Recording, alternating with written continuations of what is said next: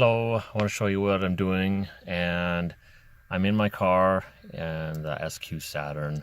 Still got this thing, and I am just so freaking hot right now. But I'm happy because I'm working on something that I've been waiting, not really sure why I've been waiting to show you guys this, but we got a DSP project. That's nothing new for me. What is new to you probably is the CDT Audio DSP, and I want to show you just for a second here before I get out of this really hot car is my setup for making measurements and tuning this DSP. And you can do it from inside the car, or I did try it outside the car, which I've done in the past. And I want to show you what not to do, meaning the equipment, and I want to talk about maybe a little bit simpler setup, which I will be trying myself, and I'll probably recommend because I know other people have already used it. Part 2 of the video. We've got, I know there's so much reflection off this laptop screen, so I got a laptop sitting on my lap, and this thing is a pen and tablet setup. Here is the pen, and I use this all the time instead of a trackpad or a mouse. I got a touchpad here. I hate using those things, and this makes it really, really simple. I know it's not a touch responsive screen. I'm doing this for illustration purposes, but if I want to grab, like, I want to mute this channel, I just touch it right here. And anyway, it really makes sense for me. I know probably not a lot of people are going to want to use a pen and a tablet. This thing, I found it to be really super nice to use in the car. And this screen, what is this, like a 15-inch diagonal screen? I find this to be a really good size. It's not so small that everything's really super crunched down, and it's not so big that it gets to be absurd. And then let me switch.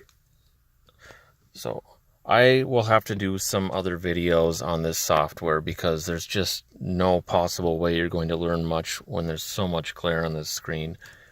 So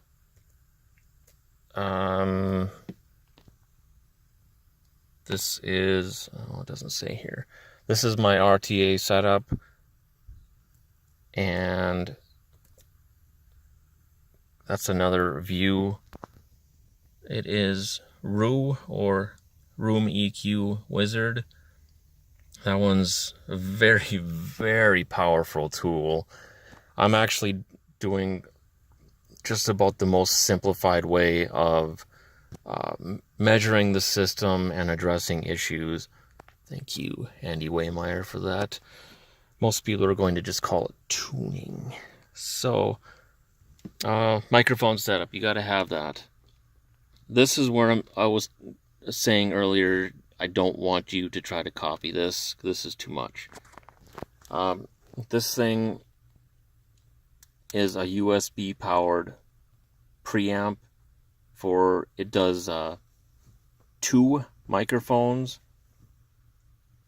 It's Art is the brand, USB dual pre, and then I've got a XLR microphone cable going to this. It's a Dayton EMM6 electret microphone, and it works super well. You don't have to do it this way, and I probably will in the future be recommending the AudioFrog measurement system. That includes a very tiny USB microphone that will plug directly into your tablet or laptop. Way easier to do it, and it's got some other stuff that's going to make this really, really awesome. So as far as if you are familiar with tuning in a car with a DSP, you got to have some kind of a input signal, And the way I am doing it, I find it to be acceptable, is to run mono pink noise Bluetooth off my phone. So this head unit has a really awesome sounding Bluetooth. Maybe somebody out there has a better setup. And this does have a CD player. I just don't have a CD to be tuning, not yet anyway. So I'm trying to minimize the number of cables and such in here to do this process. And I'm really excited to be offering this CDT Audio DSP. Again, I have a whole bunch of videos in mind to show that unit, what it's capable of, because it has an amplifier built in. It's not just a DSP. And let's get back to the software. The software is so, it makes so much sense. 2 seconds here. This is input EQ, output EQ. You have 15 bands of parametric EQ per channel. You can set your high pass and low pass. I mean, you have to have that. It's really simple to do that. But I gotta get out of this car.